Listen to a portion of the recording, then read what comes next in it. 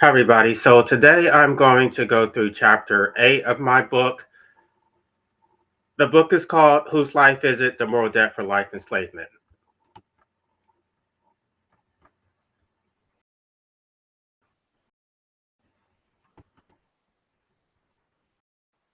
All right, make sure y'all can see it. Okay, here we go. The Public's Complicity, Democratic Authorization of Comprehensive Violence. Chapters 1 through 7 establish the complete framework of life slavery. Chapter 1 proved through the disposal rights test that the master state claims ownership over your life through its interference with your disposal rights. Chapter 2 identified your parents as the primary life enslavers who impose existence without consent, creating a moral debt for life enslavement through their unjust enrichment. Chapter 3 demonstrated how the master state compounds this breach by prohibiting your exit while extracting value, presenting the impossible choice between option 1, recognizing inalienable exit rights, and option 2, providing full material support if exit is prohibited. Chapter 3 documented how courts deny relief through immunity doctrines, procedural barriers, and the legal profession's monopoly. Chapter 5 examined how the state's monopoly on violence operates as the enforcement mechanism of life slavery, with manufactured consent creating the psychological programming that makes violence invisible. Chapter 6 cataloged the perpetual violence maintaining your captivity, involuntary commitment, property seizures, forced labor through licensing restrictions, traffic citations, extracting tribute while you travel to keep the master state's living property, which is yourself, and compulsory jury service. Chapter 7 demonstrated how capitalism extracts surplus value through violence-backed coercion, with the master state deploying perpetual violence to maintain an artificial scarcity of capital and forced participation. This chapter proves that in a democracy, the public bears direct liability for this violence. The master state does not act independently, it acts with public authorization, and ultimately a threat of violence,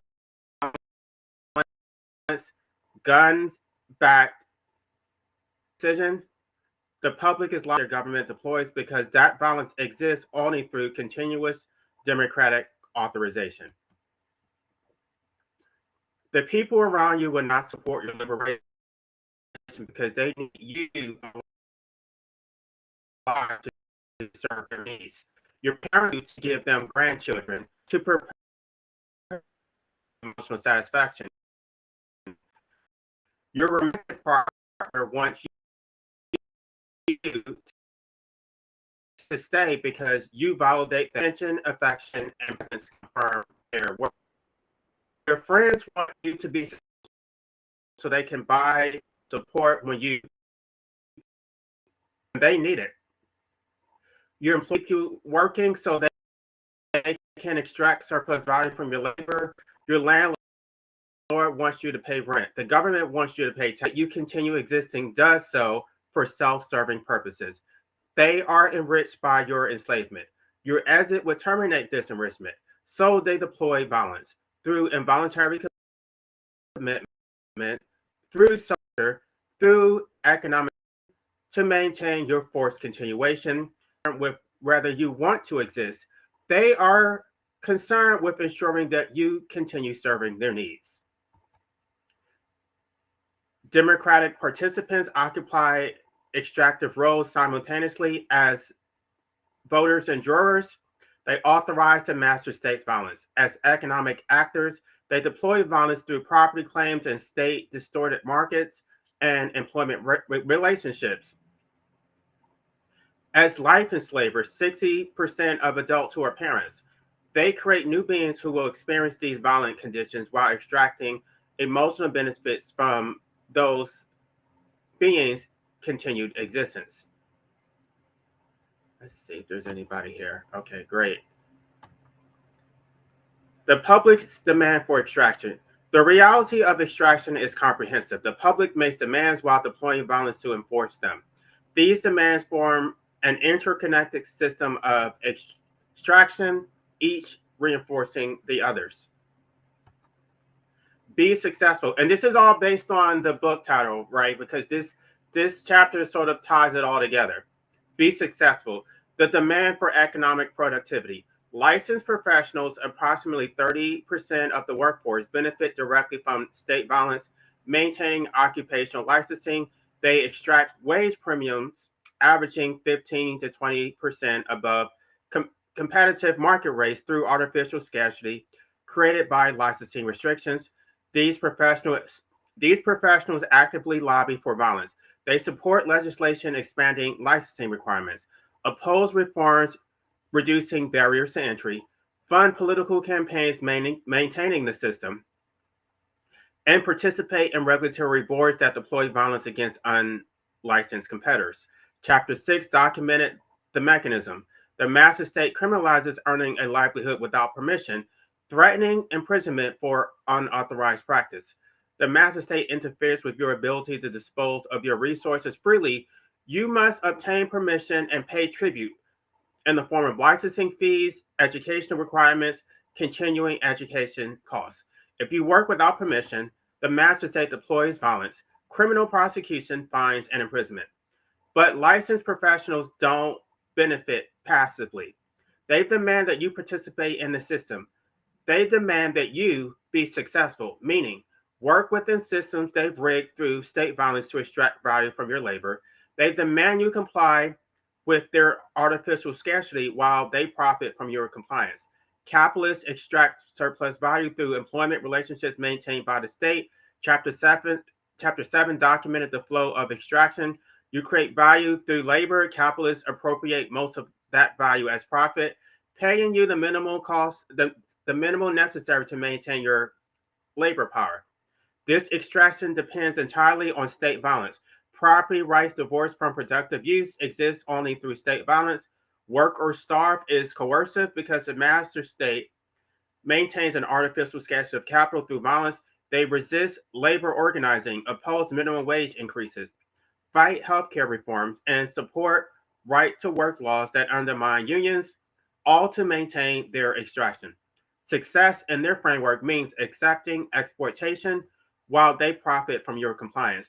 Employment relationships extract surplus value only because the master state prohibits peaceful alternatives. Live for me, validate me, give me grandkids. The parental demands. Life enslavers, approximately 60% of adults who are parents, extract benefits from procreation, documented in Chapter 2, meaning and purpose, emotional satisfaction, social status, legacy, and existential validation. You bear all the costs.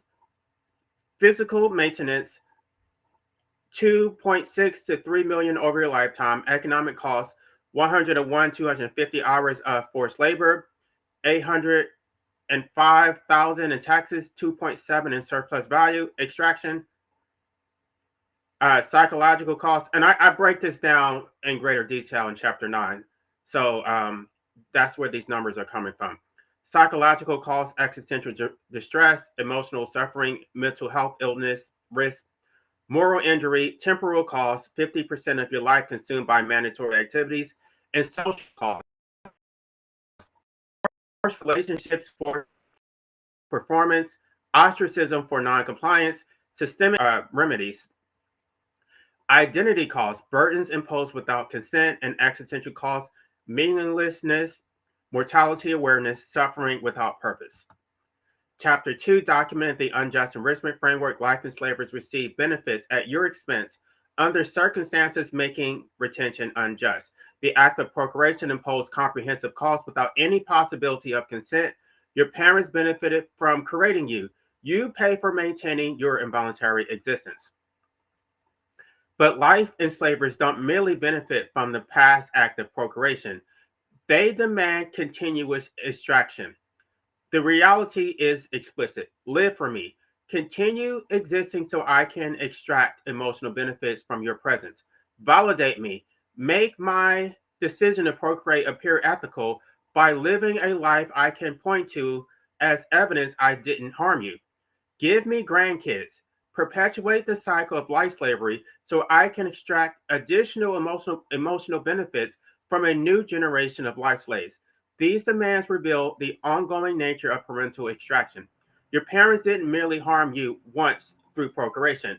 They continue benefiting from your continued enslavement. They support the master state's violence prohibiting your exit because your exit would eliminate their ongoing benefits. When you suffer, they demand, excuse me one second.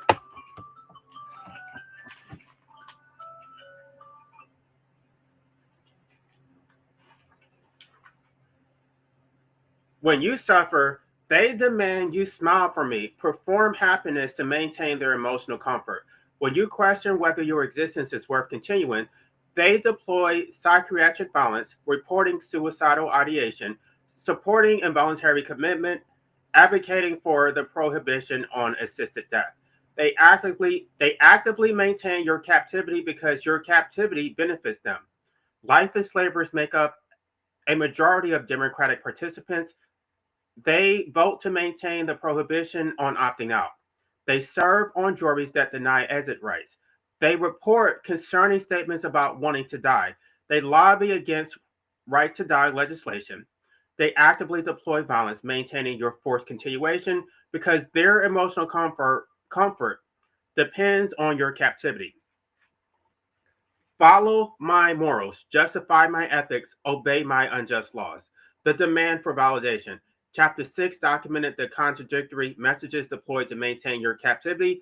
When you need help, they say, take personal responsibility. Stop whining. That's life. Pull yourself up by your bootstraps. When you seek to opt out, stop being selfish. We're all connected. You can't just quit. You need help, but I'm not the one who's going to help you. This selective deployment of rhetoric serves the public self-interest. They claim no collective responsibility to deploy violence on your behalf, no duty to use state violence to redistribute property, to reform exploitative systems, or to providing material support. But they claim collective authority to deploy violence against you, the authority to prohibit opting out, to maintain a captive population, and to ensure a captive workforce. The deeper demand reveals itself. Follow my morals, justify my ethics. The public doesn't merely want compliance. They want you to validate their worldview. They want you to accept their system of life slavery is legitimate, that their laws are just, that their violence is necessary. When you recognize that your existence was imposed without consent, they say you need help. When you calculate the cost you bear, when you calculate that the cost you bear exceed any benefits you receive, they call you depressed. When you seek a peaceful exit, they call it self-harm and deploy psychiatric violence to prevent it. This isn't a concern for your well-being.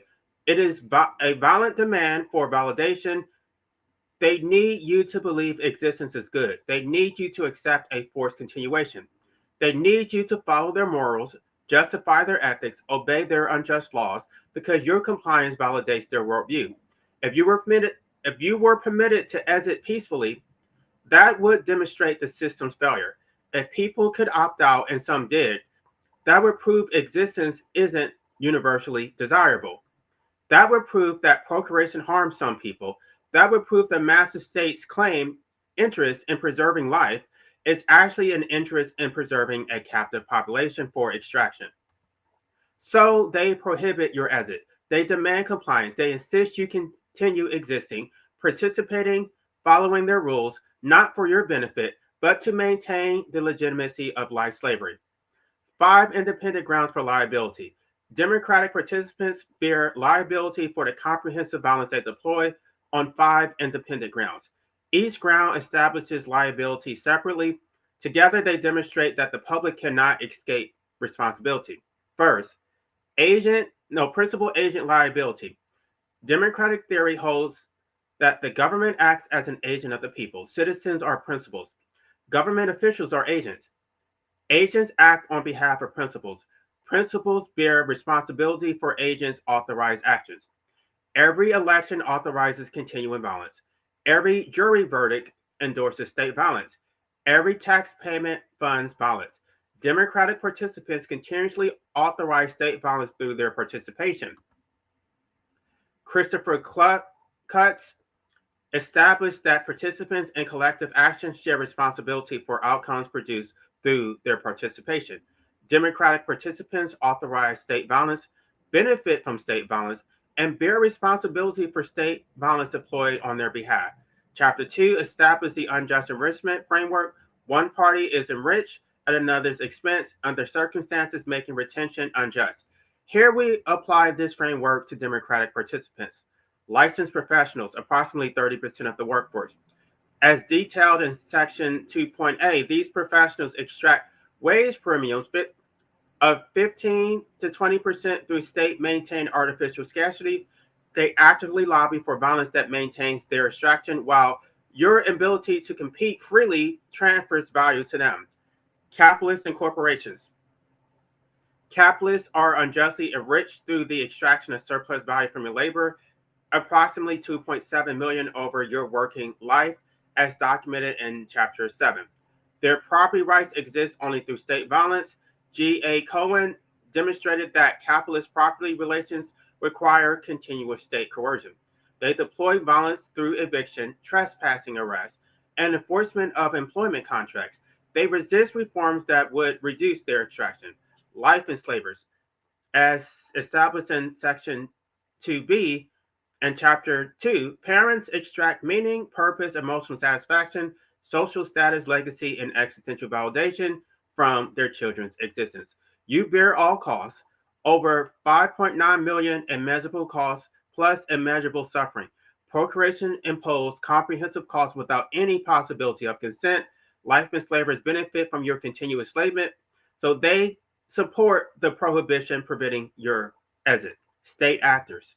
State actors are unjustly enriched from your enslavement through the extraction of taxes, approximately 805,000 over your lifetime, forced labor through jury duty at $15 to $40 a day, while judges earn $244,000 per year, and legitimacy from your forced participation.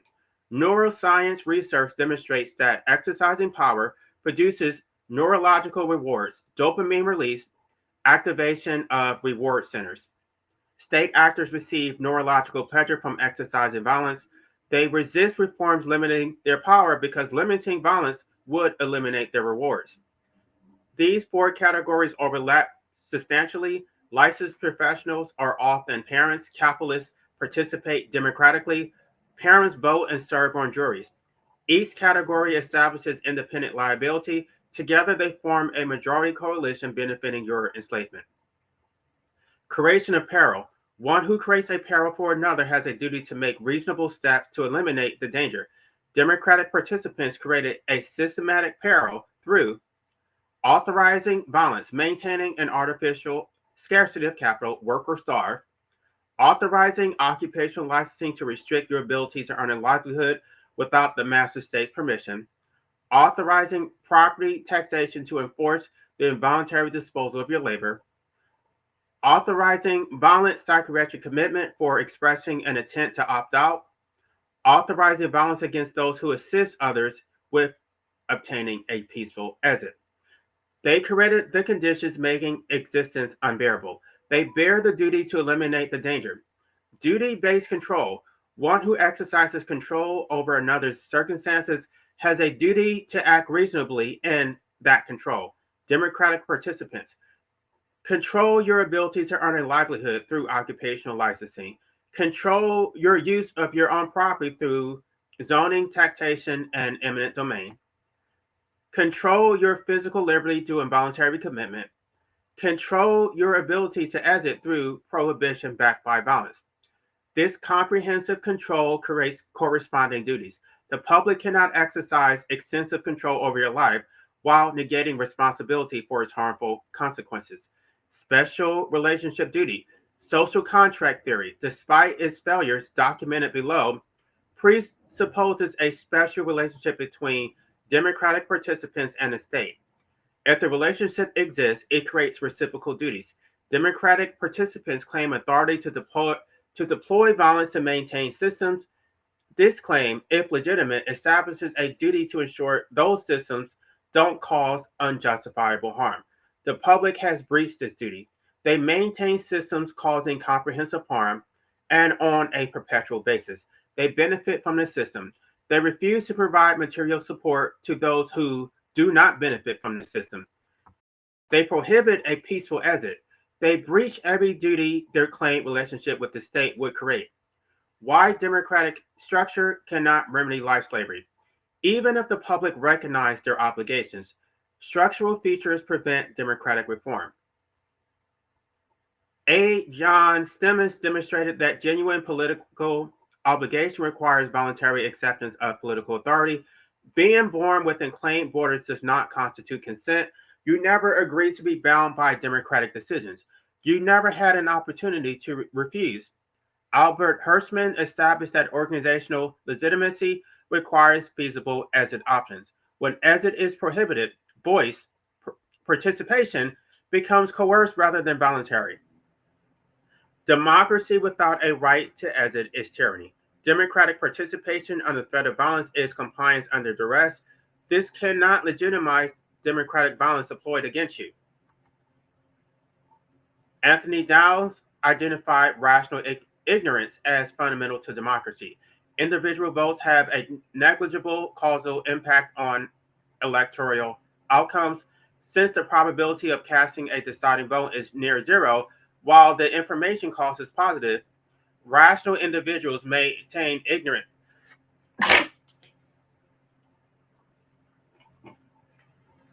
Excuse me. Since the probability of casting a deciding vote is near zero, while the information cost is positive, rational individuals remain ignorant about policy details. Brian Kaplan showed voters are systematically biased toward bad policies. This doesn't eliminate individual moral responsibility, it makes it worse. Voters understand violence they haven't bothered to understand. No, voters authorize violence they haven't bothered to understand. They will coercive power despite their ignorance. An individual vote may not determine outcomes, but each vote is a personal act of authorization. When you vote for a prohibition on opting out, you authorize violence even if your vote did not swing the election. When you vote for occupational licensing, you authorize violence against those who sought to earn a livelihood without state permission, even if the policy would have passed without your vote. Participation in collective violence creates individual moral responsibility, regardless of its causal impact on outcomes. The rational ignorance problem demonstrates why democracy cannot reform life slavery, but it doesn't absolve participants of responsibility for the violence they authorize, while remaining ignorant of its consequences. Mancur Olson identified the collective action problem. Small groups with concentrated benefits organize effectively, while large groups with diffuse costs fail to organize. The benefits of violence are concentrated. Rent seekers, capitalists, life enslavers, and state actors benefit substantially. Costs are diffuse. Those harmed are unorganized, poor, and lack resources. Martin Gillens and Benjamin Page demonstrated that policy outcomes reflect elite preferences, not average citizens. When only average citizens support changes, nothing happens. The mechanism: wealthy elites use wealth extracted through state interference to capture democratic processes. This is not fixable. It's intrinsic to combining capitalism with democracy. This doesn't eliminate public responsibility. It demonstrates the public's complicity in maintaining systems that don't serve them. The public knows or easily could discover that democracy doesn't reflect their preferences, yet they continue voting, continue participating, continue legitimizing the captured system. They do nothing to reform it. They don't organize mass movements to end elite capture. They don't withdraw participation to delegitimize that system. They don't refuse to authorize violence that serves elite interests rather than their own. They support the system and do nothing to change it.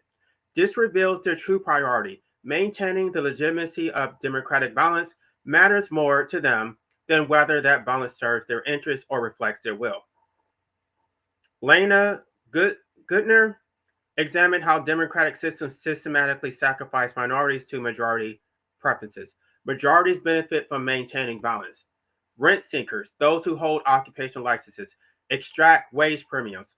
Capitalists and property owners extract surplus values and rent.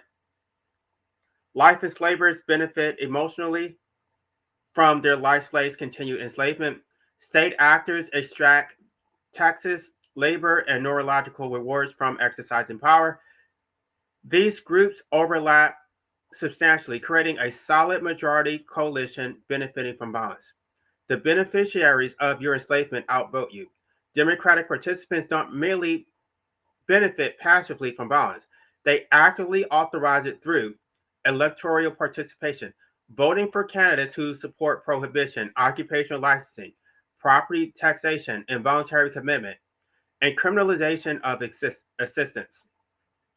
Jury service for rendering verdicts, enforcing unjust laws, convicting people for victimless offenses, and upholding property claims divorced from productive use, reporting suicidal ideation, triggering involuntary commitment, psychiatric violence, forced treatment, tax payment, funding the state's violence deployment system, cultural enforcement, stigmatizing those who question existence, pathologizing those who recognize their own enslavement, and and celebrating procreation. They know about the violence. Courts documented Chapter 3, cataloged it. Academic studies analyze it. The news media reports it. The information is readily available. They could withdraw consent at minimal personal cost. Refusing to vote is an option. Jury nullification is an option. Choosing not to report others is an option. Opposing unjust laws is an option. They support life slavery because it's in their self-interest. They benefit from the violence. They want continued extraction, so they authorize the violence, participate in deploying it, then claim they bear no responsibility. The four categories of democratic participants. Democratic participants fall into four categories based on the relationship to state violence. Understanding these categories reveals why democratic reform is structurally impossible. The apathetic, who are the majority. They know the information is available. Courts document state violence, studies analyze it. The news reports it. They could educate themselves at minimal cost by reading court cases, examining studies, and listening to affected people. They choose not to because it's not my problem. I'm too busy. Somebody else will fix it. I have my own life to worry about. This isn't ignorance, it's reckless indifference. They could know. They could choose to know. They could no, they benefit from not knowing because knowledge would create a moral obligation to act. Reckless indifference is morally equivalent to knowing participation. They authorize state violence while refusing to acknowledge what they authorize. The cowards.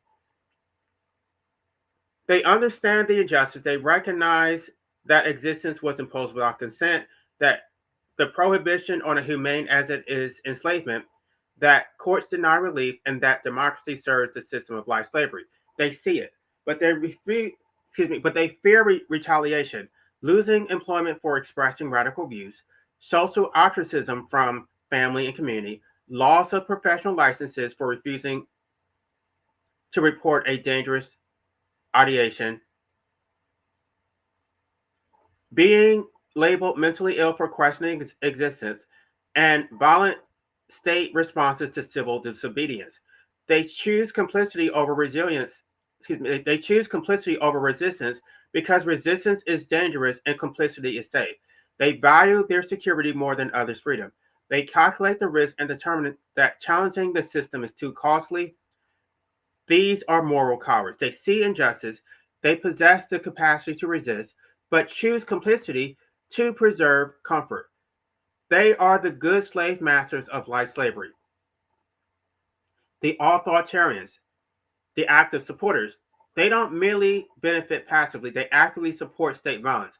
Licensed professionals who lobby for legislation expanded licensing requirements, they oppose reforms reducing barriers to entry, they fund political campaigns to maintain a system, corporations who deploy violence through eviction, trespassing, arrest, and enforcement of exploitative employment contracts, capitalists who resist labor organizing, oppose minimum wage increases, and fight healthcare reforms. Life enslavers support the prohibition on opting out because their emotional benefits, depend on their continued extraction from life slaves. State actors oppose reforms limiting their violence while enjoying neurological rewards from exercising power. Beyond material benefits, the psychological beneficiaries enjoy violence as an instrument of control. They don't benefit economically, they benefit from the feeling of power itself. Research on authoritarianism demonstrates certain personality types derive satisfaction from controlling others, enforcing hierarchy, and punishing deviance. They identify with power and punch down. When they see someone suffering, they blame the victim. When they see someone unable to escape their involuntary existence, they tell them to stop whining and support state violence being used against those enslaved. When they see someone challenging authority, they support state violence being deployed to crush resistance. Natural slaves perpetuate enslavement. Aristotle distinguished between those with deliberate capacity and natural slaves who lack the capacity to reason independently about what ought to be done. Natural slaves can follow law, but they cannot deliberate about whether rules are unjust. They accept authority without questioning legitimacy. They obey because authority commands, not because they've reasoned about whether obedience is ethically justified.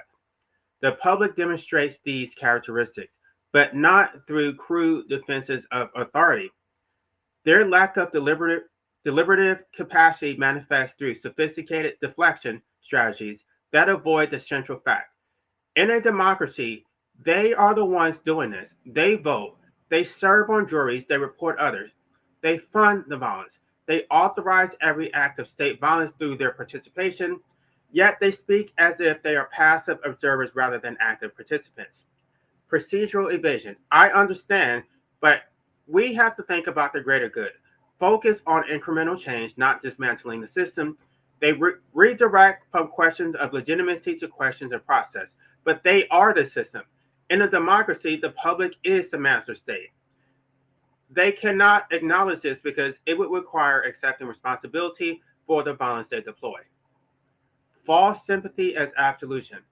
I'm sorry to hear that.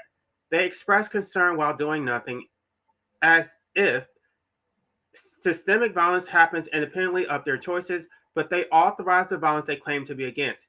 Every vote continues the prohibition. Every jury service enforces unjust laws. Every tax payment funds state violence. Every report triggers involuntary commitment. The sympathy is insincere. One cannot sympathize with suffering one actively causes. Performative happiness. What can I do? I'm just one person. This is the most dishonest deflection. They are the ones doing it. They vote for candidates who maintain a prohibition. They serve on juries that deny exit rights. They report concerning statements. They pay taxes to fund state violence. They lobby for occupational licensing. They resist reforms threatening their extraction. They make people's lives a living hell. Then they claim, what can I do? Stop doing it. Stop voting for it. Stop serving on juries and forcing it. Stop reporting people. Stop funding it. Stop extracting from it. In a democracy, what can I do translates to I want to keep doing this while pretending I'm not responsible. Appeal to necessity. The greater good requires some sacrifice. They decide what counts as the greater good. They benefit from the sacrifice they impose on others. They extract wage premium, surplus value, emotional satisfaction, and tax revenue. Then they claim this extraction serves some abstract collective interest. They cannot ask who benefits from this greater good and who pays the cost, because the answer is obvious. They benefit, you pay the cost. This extends to procreation. When confronted with arguments about the moral debt for life enslavement, they respond with the same evasions. I wanted children, biological drives as a justification. Everyone does it. Social conviction as ethics. It's natural. Appeal to nature fallacy. Children give me meaning. Their benefits justify life enslavement. They cannot acknowledge. I chose to create this person. I benefit from their existence. I support systems that prevent their exit because their exit would eliminate my benefits. The democratic evasion of agency. The core problem. In a democracy, the public does not observe violence. The public deploys violence. Democratic theory itself holds that The government acts as an agent of the people. Citizens authorize, officials execute. When a state prohibits exit, involuntary commits people, seizes property, prevents people from earning a livelihood, and extracts taxes. The public is doing this. The majority lacks deliberative capacity not because they cannot think, but because they refuse to acknowledge their agency. They can reason about means but not ends, debate policy details but not whether state authority is legitimate, express sympathy but not admit they are causing the suffering, and claim powerlessness but not acknowledge their own power. A more dangerous tyranny. The sophisticated evasion is more dangerous than crude authoritarianism. The crude authoritarian who says obey or else accepts responsibility for deploying violence, but the democratic participant says, I'm sorry you're suffering, but what can I do? Denies responsibility while continuing to deploy violence. They stab people and then act surprised when they bleed. In a democracy, this denial becomes the foundation of tyranny. The majority deploys violence while pretending to be powerless observers.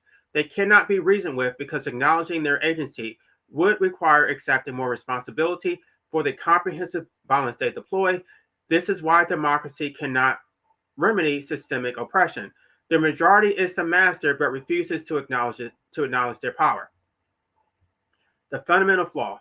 Democracy gives coercive power to people who do not understand they are wielding it. Every vote authorizes the state to deploy guns, cages, and seizures and enforcement. But voters do not comprehend this. They think voting is mere participation or expressing preferences, like choosing a restaurant, not authorizing comprehensive violence against real people. When they vote for prohibitions on opting out, they deploy psychiatric violence. When they vote for occupational licensing, they criminalize earning a livelihood. When they vote for property taxes, they authorize seizure. When they vote for involuntary commitment laws, they authorize kidnapping and forced drugging. The refusal of responsibility. Voters are looking for someone else to fix problems when they hold the power themselves. Voters are looking for someone else to fix problems when they hold the power themselves. They are the government in democracy. They authorize every act of state violence. They could withdraw authorization by refusing to vote for prohibition, refusing to serve on juries, enforcing unjust laws, refusing to report people, refusing to fund violence. But they will not because that would require acknowledging what they are, the masters.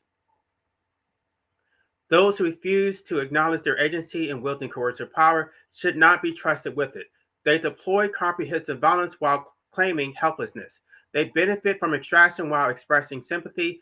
They authorize enslavement while asking, what can I do?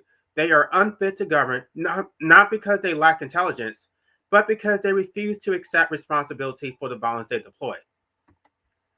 This is the tragedy of democracy.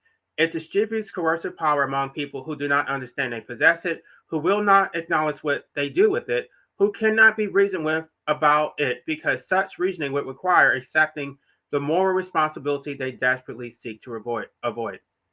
The revolutionaries, small minority. They recognize injustice and act against it by organizing labor movements challenging capitalist extraction, engaging in civil disobedience against unjust laws, refusing to participate in state violence, conscientious objection, jury nullification, tax resistance, challenging property rights through direct action, refusing to procreate, supporting unconditional exit rights publicly despite personal risk.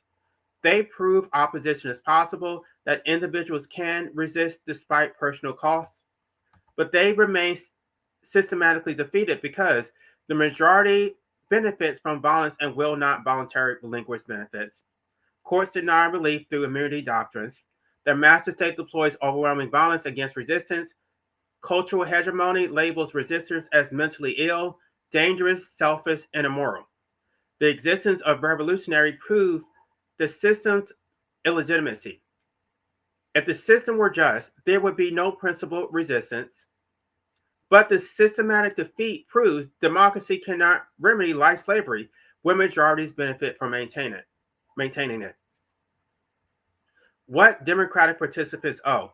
What democratic participants owe is clear. Stop extracting. The people around you, parents, partners, friends, employers, landlords, the state, are making demands while draining your life force. If they want to continue extracting, they must pay to continue. They must pay you to continue existing for their benefit. They must pay the full price of your enslavement. Democratic participants face the same choice the master state faces. The fundamental reality, opting out could be the solution to all of your problems, e.g., death discharges a borrower's student loan debt. But they prohibit, and there's a citation there which goes to a federal code, which basically says that, I think I mentioned it a second time here, but basically it says that the Secretary of Education has to discharge your student loan debts upon receiving a notice of your death, I believe a death certificate. But they prohibit the solution through violence for their benefit. Because they prohibit the solution, they must address the underlying problems. Two options: withdraw the state violence prohibiting an unconditional right to opt out, repeal involuntary commitment laws, decriminalize assistance with people as it provide peaceful means through medical aid and dying, remove all state imposed criteria and gatekeeping. This ends state-wide slavery. Those who wish to opt out will be able to do so peacefully. Those who prefer to continue remain free to do so. No one is forced to exist. Option two: provide full support dismantling provide full support dismantling violence-backed systems. If they insist on prohibiting your right to exit, if they insist on forcing you to continue existing for their benefit, they must provide universal basic income, sufficient for a comfortable existence without forced labor, guaranteed housing, quality housing, not just shelters, universal health care, comprehensive, no gatekeeping, food security, nutritious food, not SNAP limitations, occupational licensing reforms, eliminate artificial barriers to entry, elimination of state interference with free markets. This is full socialism, comprehensive material support for forced continuation. If they force you to live against your will, they must provide everything necessary for you to maintain a bearable existence. The strategic purpose, making option two explicit, demanding full socialism if they prohibit your right to opt out, makes maintaining life slavery slavery prohibitively expensive. The public must face the true cost of forcing people to live against their will. Most will not want to pay this cost. Licensing professionals will not support eliminating occupational licensing. They lose their wage premiums. Capitalists will not support universal basic income. This eliminates worker-starved coercion. Absent property owners will not support guaranteed housing. This reduces their rent. Life enslavers will not support full material support for their adult children because it costs too much. When faced with the actual cost of maintaining a prohibition on opting out, most will prefer option one, permit opting out. It costs nothing to them. Those who want to continue can continue. Those who want to exit can exit peacefully.